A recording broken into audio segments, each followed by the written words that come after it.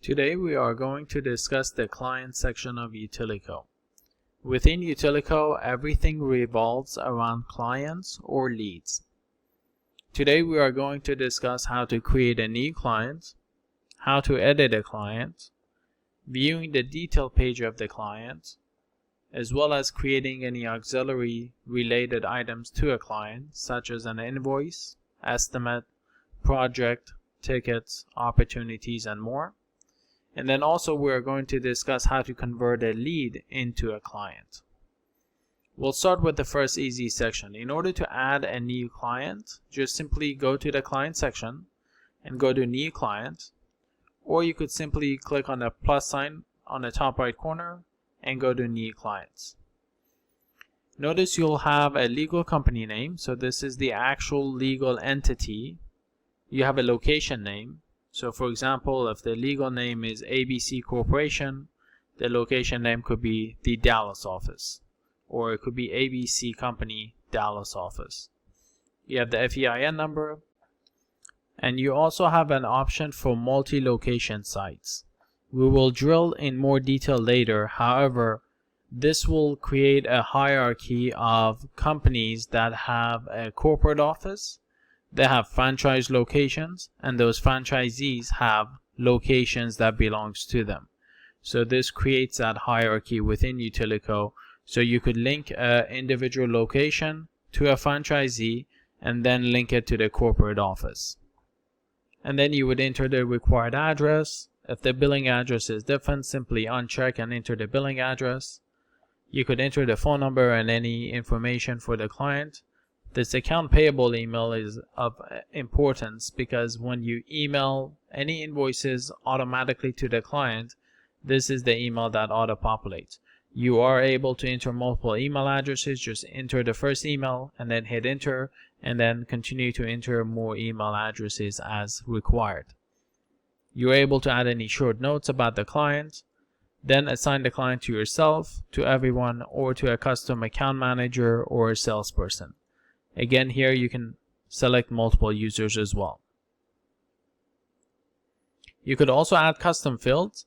It is outside of scope of this video. Watch the other videos about how to add it, but you could add them from utilities, settings, custom fields options. We'll click next to go to the next screen. You would enter the full name of the client and an email. Email is required because Utiliko does have a full client portal, and this is the email that the customer will use. You simply select the required online access, enter a password, and the client can log in using that user ID and password. Then we would create the client, and now the new client has been created here. You will automatically be redirected to the client detail page, which is the page we are looking at. The account number is auto-populated. If you need to edit the client information, just simply hit edit and it will take you back to the same form, and you are able to edit the detail of that client. If you need to add more contacts to the client, just simply go to the contact page, add new contacts, and you are able to add as many as you need. Private notes is any notes that only you as the company employee can see. This is not visible to the end customer when they log into the portal. Invoices, estimates, payments, all of these are actually linked back to the client. We will discuss them in more detail in a few minutes. Now let's go through how we convert a lead to a client. The importance of that is when you have a conversation with a lead and you turn that into a client, you don't want to lose that communication history. When you convert a lead to a client, that communication history moves over to the client section and that data is not lost. So when you go into a lead section and open the lead detail, you'll notice that you have a button that says convert to client. You will see that the client conversion is actually the same form that you have used in creating a new client. Simply double check the information. All of this is pre-populated from the lead that was created. Click next. It will allow you to view the contact information of the lead, and you would just simply hit create client. Once you do that, the client is now created and you will be able to see that client here in the detail page of the client section. Lastly, touching base on the client detail page again, we have all the detailed information here. We could create new contacts here, add private notes that is only visible to your employees and the client cannot see that. You have any invoices. If you generate a new invoice from here, the client name cannot be changed because this invoice is automatically linked to that client.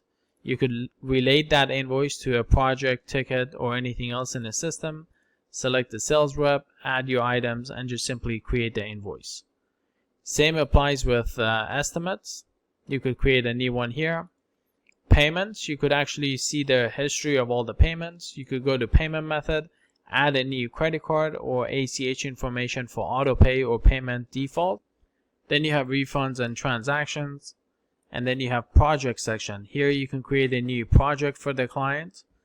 Go to the new project section, add in the information here, and just simply create the project. Same thing with opportunities. You could generate a new opportunities directly from here by entering the information, create opportunity. Similarly, tickets is the exact same thing. You could generate a new ticket for the client here. Bugs, tasks, very similar to projects and tickets. You could generate a new task for the client, enter the information, the deadline, priority, etc. You could generate an RMA for any equipment that the client must be shipping back to you. You can generate a contract for the client. Just simply go to new agreement, either use the default that you have or select another type of agreement that you want to generate.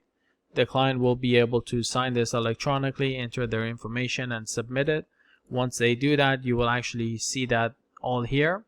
If you do email it directly to the client from here, you will notice that the red X will turn into a check mark, meaning that it has been emailed to the client. Once the client signs that, it changes from pending to client signed, and then once you sign it, it will turn to a completed status.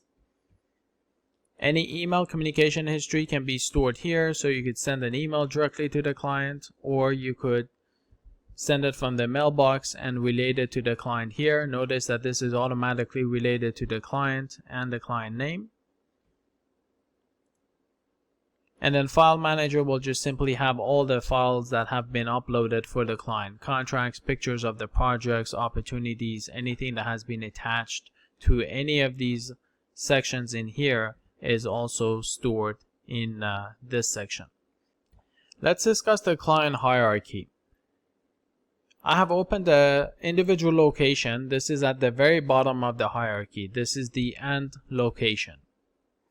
And notice that it is linked to this sub-parent called Randy James. And then this one is linked to the main office, which is this Jimmy John's corporate office.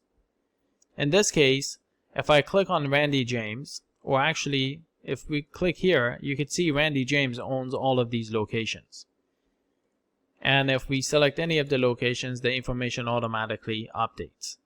If I click on Randy James, it will take me to that client and it'll show me the hierarchy of that franchisee. And you can see all the locations again here. If I click on the Jimmy John's corporate, which is the super parent, that's the very top of the hierarchy, and I click down here, then I can see Randy James under here, and if there were more franchisees, I would also be able to see them here.